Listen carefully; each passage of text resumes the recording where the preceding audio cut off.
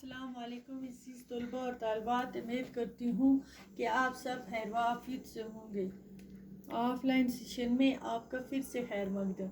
प्यारे बच्चों, हमारा मौजू आज का है ओलंपिक खेल। ये जमात सातवीं है, तो मैं आपको पढ़ा रही हूँ। इसके दो हिस्से हमने 3 पढ़े पहले, आज चौथा पार्ट इसका पढ़ने जा रहे हैं आगे। मुझे उम्मीद है कि आपको वो अच्छी तरह से समझ आया। लास्ट में हमने पढ़ा था पिछले सबक में यूनानी ओलंपिक खेलों का सिलसिला 394 ईस्वी तक जारी रहा और फिर ये मुकाबले बंद हो गए। और इसके आगे हम पढ़ेंगे क्या हुआ। आप पेज नंबर 122 निकालो और हम शुरू करते हैं आगे पढ़ना। और ओलंपिक के मैदान में सन्नाटा सा छा गया। ठीक है, खेलों का ये सिलसिला 1500 साल तक बंद रहा। 1500 साल तक बंद रहा। 19वीं सदी के आखिर में एक फ्रांसीसी जवान को बेतीन ने ओलंपिक खेलों को फिर से शुरू करने की तहरीक शुरू की। उसका ख्याल था कि दिमाग के साथ जिस्म की नशोनुमा भी ज़रूरी है, और ख़ुद ओलंपिया गया और वहाँ उसको ख्याल आया कि क्यों ना खेलों के मुकाबले बैन-अल-अक़वामी सतह पर शुरू किए जाएं।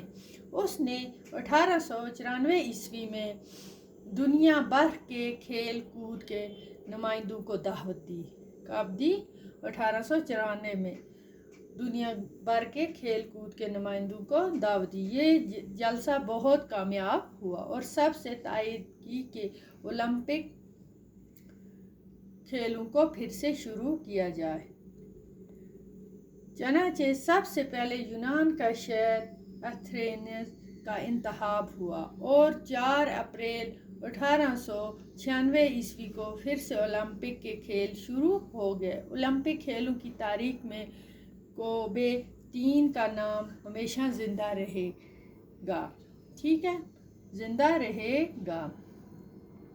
तो 1896 ईस्वी में जब ओलंपिक खेल दोबारा शुरू हुए तो फिर 13 मुल्कों के खिलाड़ी शरीक हुए। कितने? 13 मुल्कों के। जब दोबारा ये 1896 में शुरू हुआ, 1894 में ये हो गया था बंद, फिर 1896 में शुरू हो गया और फिर क्या हुआ, 13 मुल्कों के खिलाड़ी इसमें शरीक हुए। अब ये खेल हर चौथे साल होने लगा और इनकी मकबूलियत बराबर बढ़ती चली गई।